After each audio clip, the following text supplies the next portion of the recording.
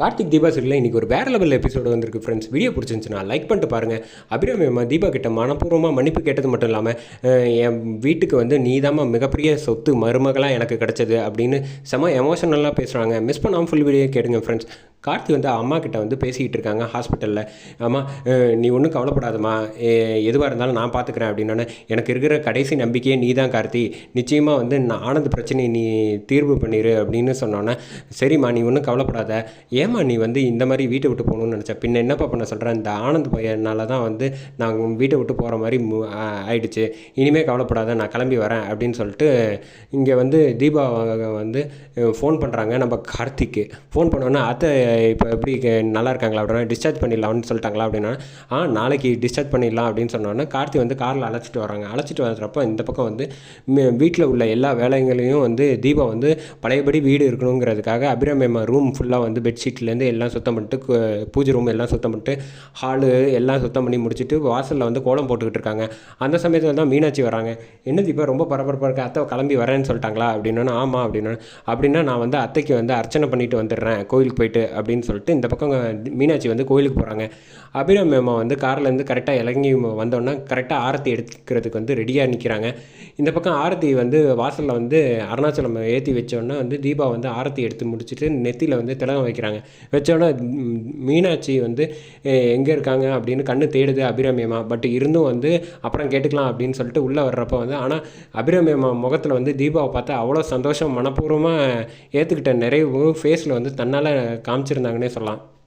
வீட்டுக்குள்ளே வந்து உட்காந்தோன்னே, அம்மா நான் உங்ககிட்ட முக்கியமான ஒரு விஷயம் பேசணுன்னு ஆனந்த் சொன்னோன்னே கார்த்தி செம்ம கடுப்பாயிட்டாங்க. கொஞ்சம் நேரம் பேசாமல் இருக்கியா, அம்மா இப்போ தான் வந்திருக்காங்க, கொஞ்சம் வந்து நல்லா ஆகட்டும், அதுக்கப்புறமேட்டுக்கு எதுவாக இருந்தாலும் பேசு, பரவாயில்லப்பா ஒரு நிமிஷம் இரு கார்த்தி, அவன் என்ன பேசணும்னு நினைக்கிறான்னு பேசணும் அப்படின்னா, அம்மா எனக்கு எப்போ சொத்து பிரித்து தரப்போகிறா அப்படின்னோன்னா, நீலாம் திருந்தவே மாட்டேன்னு கார்த்தி பேச ஆரம்பிச்சோன்னே, இரு கார்த்தி, இப்போ என்னப்பா உனக்கு சொத்து தானேப்பா வேணும், நான் வந்து என்னோடய வக்கீலை வந்து வர சொல்லியிருக்கேன், எதுவாக இருந்தாலும் அவர் வந்து வந்துருவார், உனக்கு என்ன சேரணுமோ அதை நான் பிரித்து கொடுத்துட்றேன் அப்படின்னோடனே, ஏம்மா இப்படி அவசரப்படுற அப்படின்னு கார்த்தி வந்து கேட்டோன்னே, பரவாயில்லப்பா அம்மாவா, நான் பசங்களுக்கு வந்து என்ன செய்யணுமோ அதை வந்து நான் கரெக்டாக செஞ்சிடுறேன் அப்படின்னோடனே அருணாச்சலம் வந்து கேட்குறாங்க, ஏமா என்னை விட்டுட்டு போயிட்ட, அவள் என்கிட்ட கூட சொல்லாமல் அப்படின்னோடனே, அப்பா இதை பற்றி எதுவும் பேசிக்க வேணாம் அப்படின்னோடனே, சரி அதை நீங்கள் போய் ரெஸ்ட் எடுங்க அப்படின்னு சொன்னோன்னே இந்த பக்கம் வந்து கரெக்டாக வந்து ஐஸ்வர்யா வந்து ரியாவும் பேசிக்கிட்டு இருக்காங்க. அதை வந்து அபிராமி அம்மா பார்க்குறாங்க. ஆனால் பெருசாக வந்து எதுவுமே கண்டுக்காமல் இருக்காங்க. ஆனால் இதை பற்றி தெரியாமல் அவங்க ரெண்டு பேரும் வந்து பேசிக்கிறாங்க.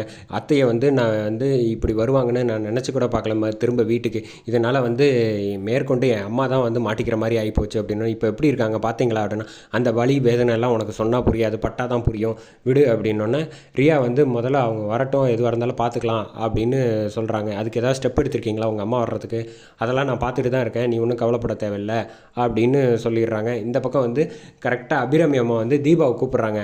ஆமாம் தீபா வா நம்ம போய் வந்து மீனாட்சி போய் பார்த்துட்டு வந்துடலாம் அப்படின்னு சொல்லி அழைச்சிட்டு போகிறாங்க. இந்த பக்கம் அபிராமி வந்து செம்மையாக முறைச்சாங்கன்னு பார்க்கலாம், வேறு லெவலில் இருந்துச்சு. ஐஸ்வர்யாவை பார்த்தோன்னே, ஓ இப்போ வந்து உங்களுக்கு வந்து மருமகளாக வந்து அவன் மட்டும்தான் ஆகிட்டா, நான்லாம் வேண்டாதவள் ஆகிட்டேனா, இருக்கட்டும், இதுக்கும் சேர்த்து முதல்ல வந்து இந்த தீபாவை வீட்டை விட்டு துரத்துறேன்னா இல்லையான்னு மட்டும் பாருங்கள், மேற்கொண்டு என் காலில் வந்து உழுவ வைக்கிறேன் அப்படின்னு வந்து சவால் விட்டுறாங்க மனசுக்குள்ளேயே நம்ம ஐஸ்வர்யா. அதுக்கு அடுத்தது இந்த பக்கம் தீபா வந்து ஃபோன் பண்ணி பார்க்குறாங்க.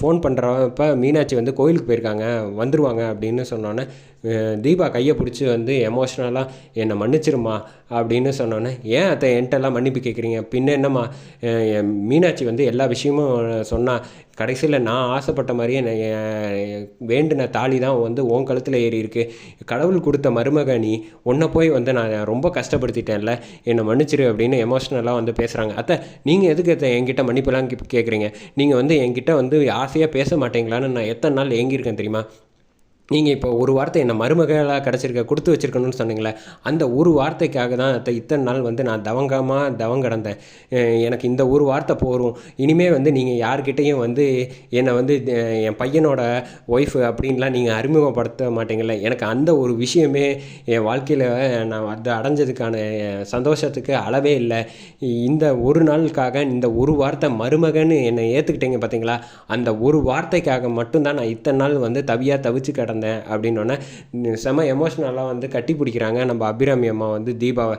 நான் வேணும்ன்ட்டு எதுவும் செய்யலை, நான் ஏதோ சுச்சுவேஷனில் இந்த மாதிரிலாம் கஷ்டப்படுத்திட்டேன்ல அப்படின்னு. அதை பற்றி கவலைப்படாதீங்க, ஒன்றும் நல்ல ஒய்ஃப் வந்து நான் கார்த்திக் வந்து யாரை தேடி கண்டுபிடிச்சிருந்தாலும் அமைச்சிருக்க முடியாது, நீ தான் வந்து கார்த்திக்கு ஏற்ற ஜோடி. அது மட்டும் இல்லாமல் என்னோட சிறந்த மருமகளாக வந்து நீ மட்டும்தான் இருக்க போகிறேங்கிறது வந்து என்னால் மனப்பூர்வமாக புரிஞ்சுக்க முடியுது அப்படின்னு சொன்னோன்னே கண்ணை அழுதுகிட்டு இருக்க அபிராமியை கண்ணை வந்து தீபா தொடச்சி விட்றாங்க. தீபாவையும் அழுகுறத அபிராமி அம்மா தொடச்சி விட்றாங்க. அதோட எபிசோட அட்டகாசமாக முடிச்சிருந்தாங்கன்னே